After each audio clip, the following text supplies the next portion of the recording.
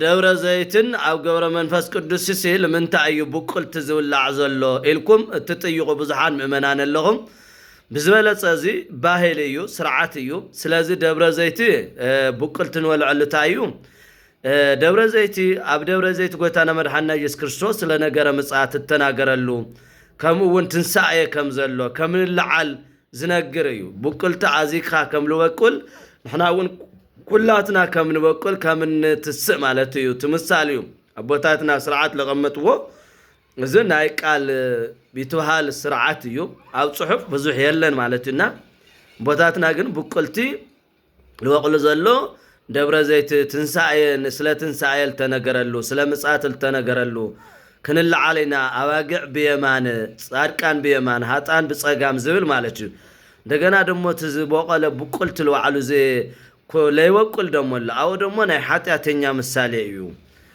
ኃጢአተኛው ለይበቀለ ይበቁል ሞ ላብ ሲኦል ይኸይድ ዝብል ምሳሌ ኣለዎ ናይ ጻድቁ አቡነ ገብረ መንፈስ ቅዱስ ደሞ ቡቁልቲ ሙሉ ሰውነቱ ጻድቁ ገብረ መንፈስ ቅዱስ ጸጉር እዩ ጸጉር ስለዝኾነ ብኡ ምሳሌ እዩ ትቡቁልቲ ዝብል ምሳሌታት ናይ አቦታትና ይትበሃል ስርዓት እዩና በዚ ተንሕዞ ቡቁልቲ ደብረ ዘይት ነብቁለት በዋናነት ግን ኩላትና ትንሳኤ ዘጓየ ከም ዝነልዓል በስቢስና ፈሪስና ነርና ከም ንትስእ ትቡቁልቲ ኣማይት ኣዚኹ ከም ዝበቁል በተለይ ናይ ደቀ ሰባት ምሳሌናት ናይ ትንሳኤና ዘርኢ እዩ ኣብ ቅዱስ ጳውሎስ ምዕራፍ 15 ተጻሕፈ ይዘራ በክብር ወይ ትነሳ ይዘራ በሐሳር ወይ ትነሳ በክብር ዝብል ማለት ብክብሪ በሐሳር ይዘራ በክብር ደሞ ይትስእ እዝን አይና ትንሳኤ ምሳሌ እዩ